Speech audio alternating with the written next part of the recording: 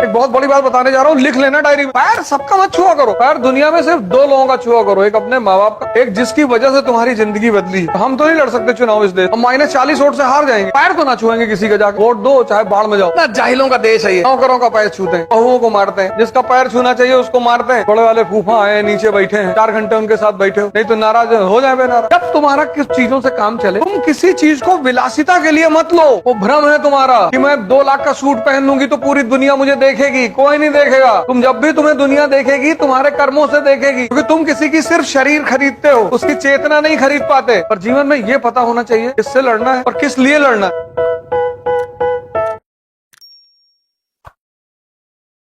इसीलिए तो ये नेता लोग तुम्हारा पैर वैर छूते हैं। और क्या वजह है?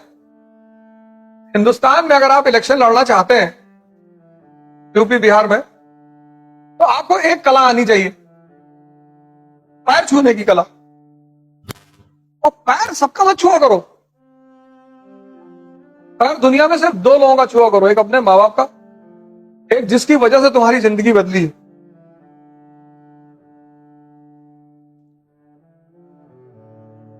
मान लो यहां कोई कलेक्टर आ गया क्लास में, तो सब उठ करके पैर छूने लगोगे, तुम्हारे रिश्तेदार हैं, नमस्ते कर लो, प्रणाम, वो भी तो इज्जत है।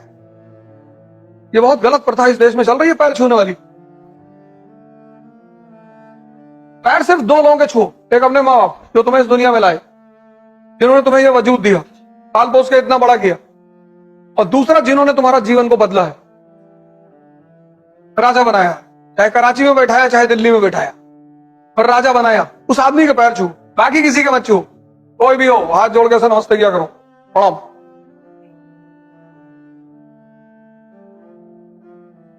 तो हम तो नहीं लड़ सकते चुनाव इस देश में,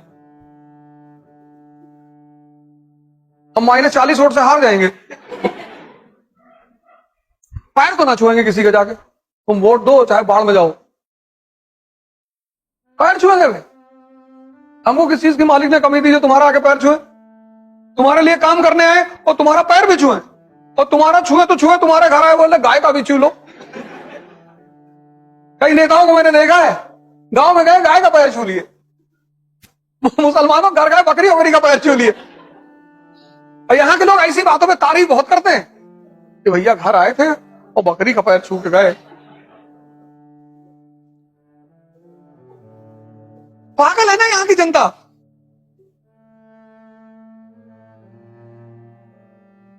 हमारे लड़के का मुंडन था, उसमें आए थे भैया। क्यों बुलाते हो मुंडन में? वो संसद का जनता का प्रतिनिधि है, उसको क्यों काट देते हो ले जाके? और तुम देखो किसी घर में अगर फंक्शन है और सांसद वांसद आ गया तो उसके शरीर में इतनी लाइट चल जाती है, तुरंत पूरा परिवार भागने लगता है ऐसे करके। अरे विधायक जी आ गए भैया, विधायक जी पान खा रहे हैं, ऐसे हाथ करने की भैया यही थूक दीजिए, वहां कहां जा रहे हैं। कितना जाहिलों का देश है ये। नौकरों का पैर छूते हैं, बहुओं को मारते हैं, जिसका पैर छूना चाहिए उसको मारते हैं, जिसका पैर छूना चाहिए उसको मारते हैं, तो जलाते हैं, उसको प्रताड़ित करते हैं। जिनको घर के दरवाजे पे नहीं बुलाना चाहिए,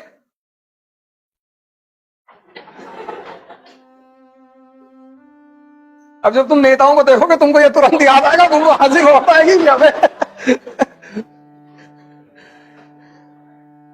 तोड़ना मत है।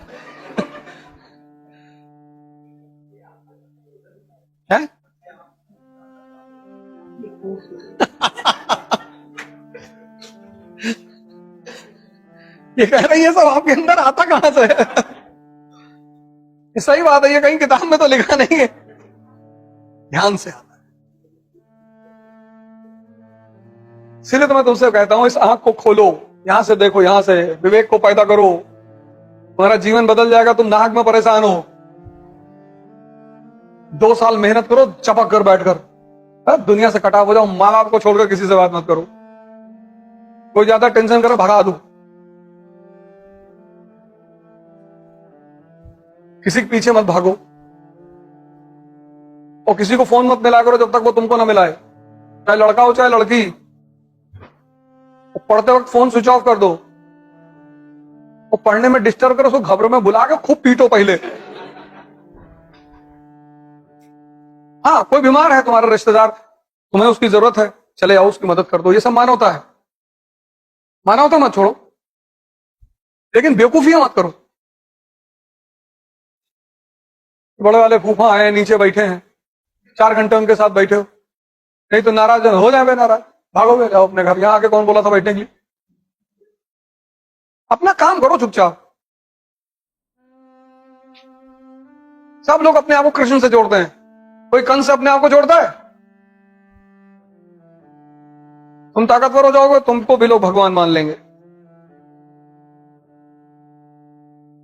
कोई कहता है भैया हम सुदामा बनना चाहते हैं, सब कहानियां इसीलिए बनाई गई थी कि तुम इनसे सीख लो। तुम गाना बना देते हो उस पर, अरे द्वारपालो, तुम्हारा अजीब रहता है यार। तुम सीखने के बजाय तुम उस पर गाना बना देते हो कि कन्हैया से कहते हो कि दर पे सुदामा गरीब आ गया, फिर तुम उस पर नाचते हो गांजा उंजा पी के कि भैया मजा बहुत आ रहा है। तुम्हारा यार अजीब रहता है दुनिया में।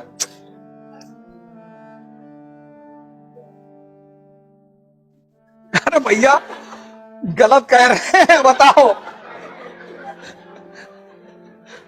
गजब आदमी हो यार, तुम तो ऐसे हाथ रहो जैसे लग रहा है कि हम कोई चीज, तुम नहीं देखते इन चीजों को, तुम हंसी इसीलिए रहे हो कि हमको ये चीजें क्यों नहीं दिखाई पड़ी।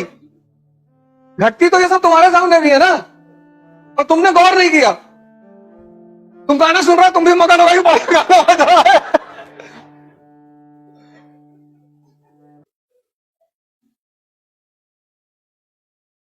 हम गाड़ी चलाते हैं तो उल्टे सीधे गाने पे आते हैं, उपेंद्र राणा के गाने, हम ठाकुर सुपरस्टार, और उससे गाड़ी चलती 500 की स्पीड पे। तो ये गाने में तो कुछ होता नहीं, लेकिन उसकी रिदम बड़ी प्यारी होती। जब भी आप गाड़ी में चले और ड्राइवर गाड़ी चला रहा है तो भजन कभी मत सुनना, ड्राइवर सो जाएगा। गाड़ी चलाते वक्त ऐसा रिदम रखो कि ड्राइवर जगता रहे। वो बेचारा ड्राइवर कह तो पाता नहीं, और गाड़ी चल रही है, रामायण लगा दी, और ड्राइवर बोर हो रहा है, लड़ गया डिवाइडर में जाके। गाड़ी जब भी चले तो रिदमिक गाने बजाओ, मैं आई हूं यूपी बिहार लूटने, ड्राइवर चलाता रहेगा। 1640s ऐसे पढ़ा करो यार, जीवन में ऐसे काम करो, हंस हंस के। तुम अभी तक जीवन में रो रो के काम किए हो, बदल दो उसको, पढ़ाई करो मस्ती से, हंस कर, खुशी होकर। तुम्हारे पास आईफोन 11 है और तुम वापस कहते हो कि यार आईफोन 14 प्रो दिला दो, पूछेंगे क्या काम है? तुमने कहा उसमें चेहरा देख बड़ा गोरा दिखाई पड़ता है, तो कहेंगे कि यार फालतू क्यों पैसा लुटा रहे हो, तुम्हारा काम चल रहा है ना। जब तुम्हारा किस चीजों से काम चले, तुम किसी चीज को विलासिता के लिए मत लो। एक बहुत बड़ी बात बताने जा रहा हूं, लिख लेना डायरी में। दुनिया को समझने के लिए 2 भागों में बांटा गया है, एक चैतन्य और एक जड़। चैतन्य, चैतन्य मतलब कॉन्शियस, और दूसरा जड़। जैसे कुर्सी है ना, ये जड़ है और तुम कॉन्शियस हो।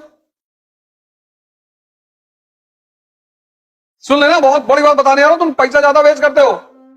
अब इस चैतन्य को आनंद जब भी आएगा तो चैतन्य से ही आएगा, जड़ से कभी नहीं आएगा। तुम 50 लाख की घड़ी लगाकर कभी आनंदित नहीं रहोगे।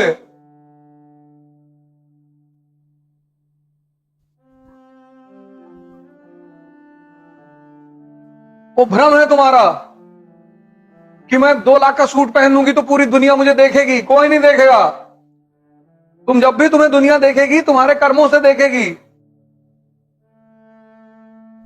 तुम तेंदुलकर बन गए, तुम अरुंधति रॉय बन गए, तुम कलाम बन गए, तब दुनिया तुम्हारी तरफ देखेगी। और वैसे अगर देख रही है तो मजाक उड़ा रही है तुम्हारा। कितने यूट्यूबर इन्फ्लुएंसर हैं, यूट्यूबर देखो, रील बनाने वाले देखो, कुछ भी बना रहे हैं, कुछ भी।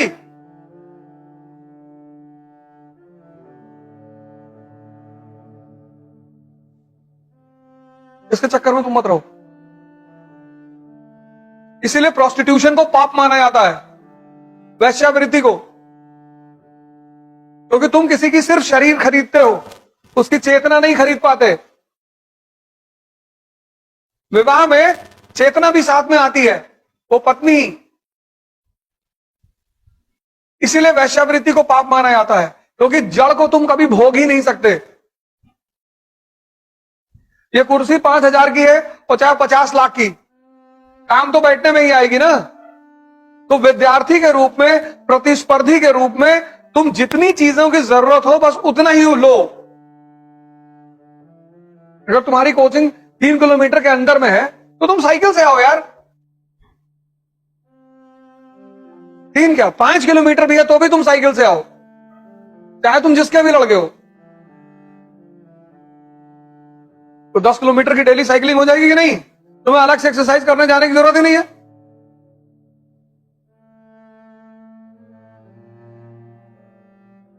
और 3 किलोमीटर में है तो पैदल आओ, पिता होता लिए पैदल लेके चले आ रहे। 6 किलोमीटर की वॉक हो गई, अलग से जिम में जाने की जरूरत ही नहीं। लड़ना बहुत जरूरी है, और जीवन में यह पता होना चाहिए किससे लड़ना है और किस लिए लड़ना है। ये जिसको नहीं पता वो बहुत परेशान है। तुम गांवों में देखो, एक एक बिस्सा जमीन के लिए लोगों ने अपने आप को बर्बाद कर डाला। एक बिस्सा जमीन के लिए मुकदमा लड़े, 15 बीघा बिक गया। देखो अपनी तरफ गांव में क्या हाल है। लड़ना है लाइफ में, ये लड़ाई ही तो चल रही तुम्हारी। आईएएस की तैयारी लड़ाई है, ये लड़ाई सही है, सही लड़ रहे हो। घर में अंबेडकर की फोटो लगा लो, गांधी की लगा लो, भगत सिंह लगा लो। जब निराश हो तो एक बार इन लोगों को देख लिया करो, दो ऊर्जा से भर जाओगे एकदम से। विवेकानंद की लगा लो। इसीलिए तो हिंदू मूर्ति पूजा करते थे, मूर्ति से कुछ मांगते नहीं थे, उससे ऊर्जा मिलती थी। जब मूर्ति की तरफ देखते थे तो राम के बारे में सोचते थे कि 14 साल जंगल में रहे। तो जब दूसरे की बुराई, जब दूसरे की संघर्ष सुनते हो तो अपना छोटा लगने लगता है। जैसे तुम एक सब्जेक्ट में फेल हो गए और तुम्हारा दोस्त 2 सब्जेक्ट में फेल हो गया, तो तुम्हारा दुख कम हो गया। तुम घर आके ये नहीं कहोगे मैं फेल हुआ, तुम कहोगे पिंटू 2 सब्जेक्ट में फेल हो गए। और मम्मी पूछेगी तुम, बोले हम तो एक ही में हुए। ये इसीलिए मैं तुमसे कहता हूं बायोग्राफी पढ़ने के लिए। जब महान पुरुषों की बायोग्राफी पढ़ोगे, उनका संघर्ष देखोगे, तो तुमको अपना संघर्ष छोटा लगने लगेगा, और वहां से तुम्हें साहस मिलेगा, उत्तेजना मिलेगा।